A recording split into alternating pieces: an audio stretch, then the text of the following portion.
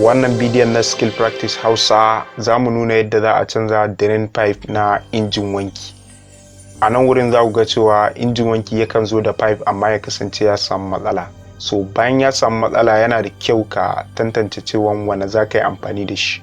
A nan wurin yanzu za ku ga cewa wannan ya karye biyu ne, so za mu zo mu canza wani. A nan wurin ba za mu canza wannan farin ba kasantuwar matsalolin da yake samu. Irin wannan matsalolin shine kamar yadda yake tsagewa ko kuma ya kasance ya rabe guda biyu. A misalin wannan shine a nan wurin yanzu za ku ga cewa wannan injin yana aiki amma gashi nan yana yin likin. Wannan likin din ya samu asali ne kasantuwar ya tsage, ana amfani da shi yana zubar da ruwa. So kauce mu wannan yasa za mu zo mu mai amfani da wannan pipe din. Za ku ga cewa baki ne kuma yana da kauri wanda ba zai yi saurin fashewa ba.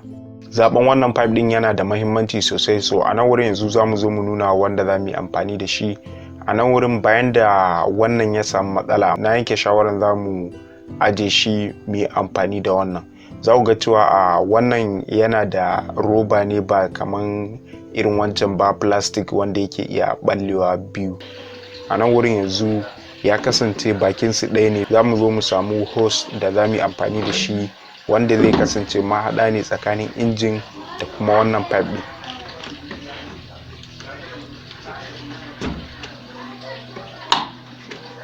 So a nan wurin yanzu mun zo wannan hose ɗin yayi,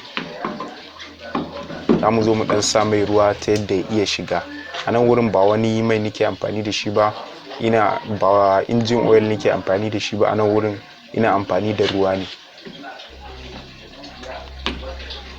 So a nan wurin yanzu bayan da muka sa ruwan nan za ku ga cewa yanzu wannan drain pipe din ya shiga daidai, babu wani matsala. So za mu zo mu tada injin. A nan wurin yanzu sai mu zo mu gwada sa pipe din mu sagala shi. Wannan wurin sagala wanda muka mai za ku ga cewa asali injin wanki bai zuwa da wannan hanga din a nan wurin. So ni ne na hada shi saboda ya kasance ko da yana yin wani injin yana dan zubo da wani ruwa ba zai dinga zubowa ba, sannan kuma za ku ga cewa yana da tsawo. So da kai bukatan a dinga yin hangin din shi yasa muka hada, muka sa wannan waya muka daure shi a nan. Yadda muka yi wannan hanga din shine za mu zo mu nuna a nan wurin. Mun samo wayan keke ne a nan wurin yanzu sai muka lankwasa shi ta yadda fadin pipe din zai iya shiga. Bayan da muka lankwasa shi kuma sai muka zo muka fidda inda 10 volt zai iya shiga ya daure mana shi a jikin injin.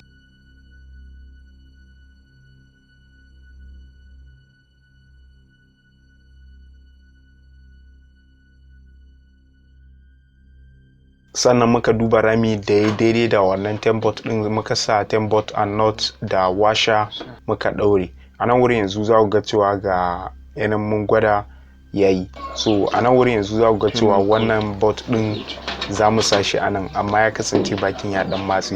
To da kai bukatar mu dan bude bakin ta yadda wannan bolt din zai shiga lafiya lau.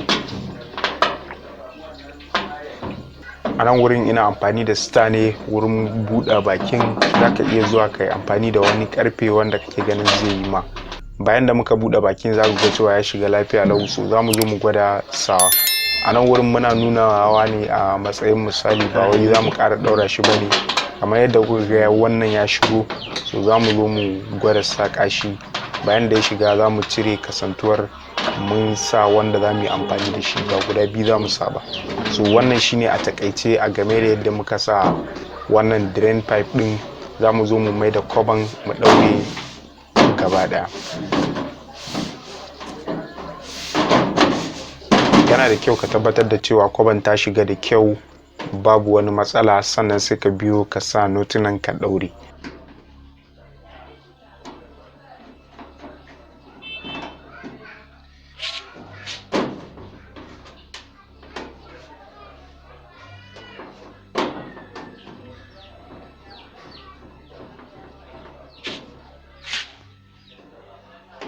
So bayan da ka mai da kwaban ka sa screw ka daure, a takaice wannan shikenan. Wannan shine a takaice. Sunana Mansur daga Skill Practice Hausa. Idan kana son zaka duba wani abu a wannan channel din, zaka iya zuwa ka bincika playlist namu